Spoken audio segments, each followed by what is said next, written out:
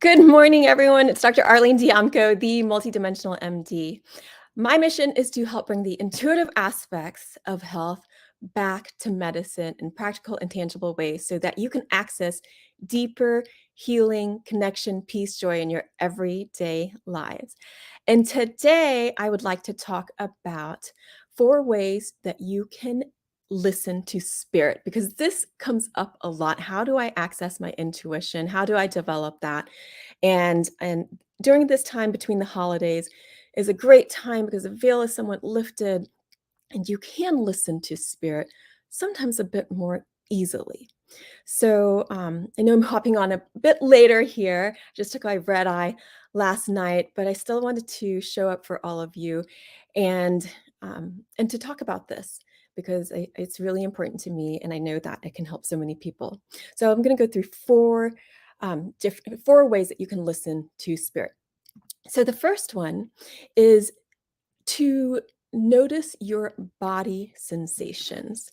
And this can be anything. So this can happen so easily to empaths, to people that are more highly sensitive, the people that are like more feeler types in the world. And if you listen to your body sensations, then they can start to become this inner compass for you because you are body, mind, spirit. You're a human being.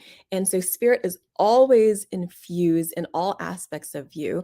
We can't ever tease apart fully the body from spirit. That's not until you transition out of this life. So your body is a great compass. Your mind can be a great compass. And of course, pure spirit is a great compass. So how do you start to listen to those body sensations? Well, first, it's to have some sort of comparison so that you can use your ego mind to start to make sense of things. The ego loves to have a comparison. It's part of the job of the ego. So when you're listening to your body sensations and try to sort through it, then your mind can actually help you with that.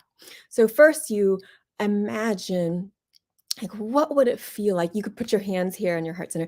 Like, what does it feel like in your body, in your physical body, when you feel completely free and like yourself? Or just think about a happy, joyful moment in your life. Often you'll feel like this sensation of more freedom, of expansion, um, of being able to will have like more relaxation, less tension there, to be able to breathe more easily. And so these are ways it's like, oh, okay, this is a way that I feel more freedom, more just more ease with myself. And then you can think of a way of a time maybe you felt kind of sad or grieving, or just frustrated, and then feel what that feels like in your body. So typically that will feel like having more tension. The body will tend to sort of curl in. And of course you have that feeling of sadness, and maybe you have a weight on you, and maybe your breathing isn't as free as it would be otherwise. So there you get to just kind of start to train your mind to notice your body. So this is what it feels like to feel free. This is what it feels like when I have a weight on me, when I feel sadness. And then you can start to listen. So once you have that comparison, freedom versus like restriction, then listen. You can pose a question. You can go through your wheel of life, or various aspects of your life, family or the kids, partner, work, if you're in school, like studies, or fun, catching up with friends, home, whatever it is. So you can go through your wheel of life and then feel in your heart, like, where is the freedom? So wherever you feel that opening, then you know that that is an area in your life that you could tend to, that you could step into, that if you walked towards that direction, that in somehow it would be healing for you. So this is so but I teach this to my patients all the time. I teach this to other physicians. And then when we walk through it, in person or even like on virtually in a virtual class, then it's much easier because then I can fine tune wherever you are and whatever you're feeling, and then fine tune it for you so that you can listen to that compass of your body more easily. The next thing is listening to your life guidance. So, number two, to listen to spirits, to listen to your life guidance. So this spirit can come through with messages in anything that's happening in your life. It could be through signs. It could be through just not being able to proceed in a certain direction, like feeling like you're getting blocked. So for example, once I was trying to order something, and I 3 times I tried to order it. And once someone else called through, so I couldn't go through. I was ordering on the phone. The next time, it's like there was static on the line, so I couldn't hear, and so it didn't go through. And then the third time, it's just something else happened, like I was on hold, or I ran out of time. So 3 times. So this is my rule of three. Anytime something happens 3 times, then I take a pause and I listen and I reflect, like, do I need to switch and do a complete 180? Do I need to just shift gears a little bit? So in this case, then I called a friend of mine. I was like, hey, I'm trying to order this particular remedy, and is there a brand that you would recommend? And she said, yes, get this brand because it's much better than some of the other ones. So that was great. It ended up saving me. Like, it cost less, and it was actually much more, as like a better quality remedy. So that's instead of being frustrated when you get blocked or things don't go your way, then you can start to listen to that as life guidance, because your life is always supporting you. Your life is always wanting to direct you into the way that um, you'll have more ease, you'll grow more, you'll learn more, you'll really be able to feel more like yourself. And it doesn't always look like how you would like it to. Other life signs and can come through just through nature so often. So whether you see a bird or butterfly, those are really common signs, especially this time of year, or cardinals. Um, Not the butterflies this time of year, but the cardinals and the birds. And so sometimes there'll be a particular one that you'll see.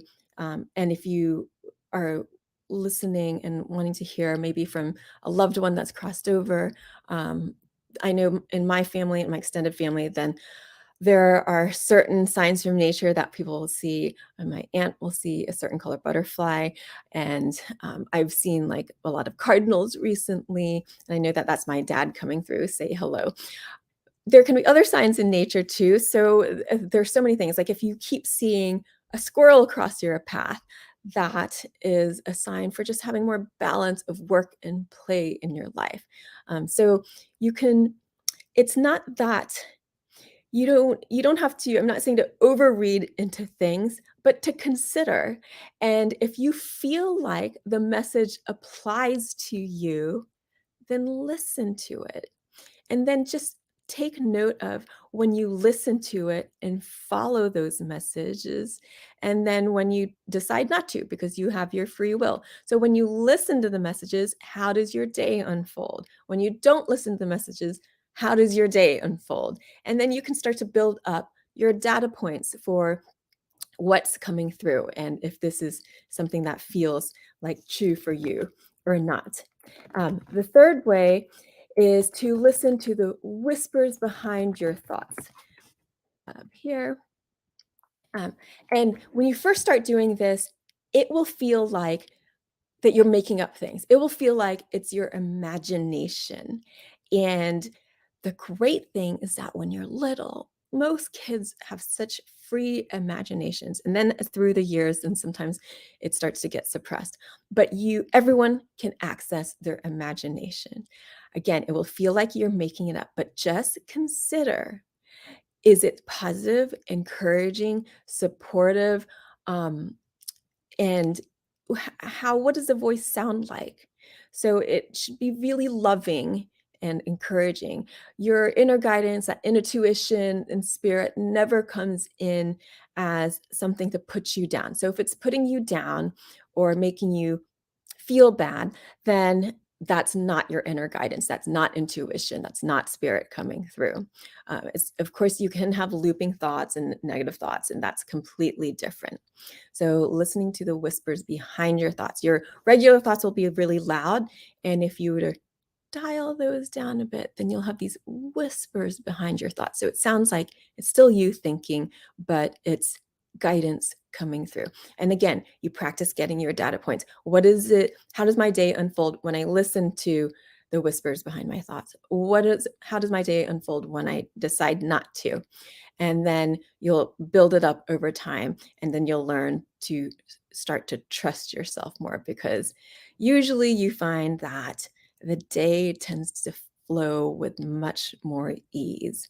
And again, it doesn't always look like what you think it will, but there can be so much that comes through there.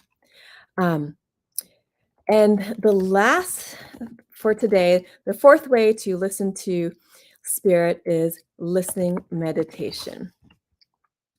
And this is a great thing to do first thing when you wake up or last thing before you go to sleep, because there's that veil between the awake life and the dream state where things are a bit more thin and you have a bit more access to spirit. It's just easier, especially when you're first learning or first starting to trust it.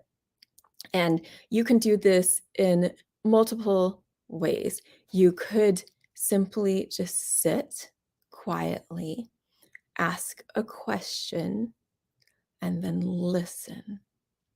And it can come through in your body sensations. It can come through as a whisper behind your thoughts. It can come through like it can feel like a spark of inspiration, like you get a sudden idea. It can unfold later in your day with more ease, like you get an idea that just seems to come out of nowhere. If you find it difficult to just sit quietly and listen, then you could do something. You could do more of a writing meditation and just start journaling, like just freely, just for the freedom of thought, just getting it down on the page, and just whatever comes to you, just write it down. It doesn't have to make sense. So do that for 5, 10, 15, 20 minutes, however much time that you have. And over the time, then you'll start to see it's like developing a muscle or a habit, or when you're exercising, like getting into that routine. So as you keep going and practicing, then it starts to become easier. The first step is to be curious and listen, and you don't know what's going to come through. And the way to listen is to really to quiet yourself, and to create some sort of stillness in your life, and to be curious about what will come through in that stillness and that quiet. You could go to one of those sensory deprivation chambers where you like a float tank where you float in body temperature water with no lights and no sounds, and the only thing that can come through to you is your inner guidance. Yes, you'll have your thoughts too, but listen to that supportive, loving inner guidance. And that's something that's really fun for people to do. So get quiet, see if you can breathe, be curious, and let things come through. And it doesn't have to make sense at first, because then you may start to, if you write it down, then you might come back to it later and it starts to make sense. Or you could get images coming through, like in your mind's eye. So there's so many different ways. I could talk about this a lot. And there are so many ways that your intuition can come through to you. And I hope that that you get a chance to practice even just a little bit. And again, as you develop this, it will get easier and you start to get into that rhythm and flow and ease of your life. So I hope this has helped you in some way. I'm a bit sleepy. So I also hope that it made sense to you. And if you have any questions about it, drop a message in the comments below. You can also find me on Instagram at All Worlds Health, on my website, allworldshealth.com. You can sign up for my e-love letters there. I'll send them out weekly on Wednesdays. And on Facebook, All Worlds Health and Pediatrics. So lots of love to all of you. I will see you next week on another episode of the Multidimensional MD. Take care. Bye.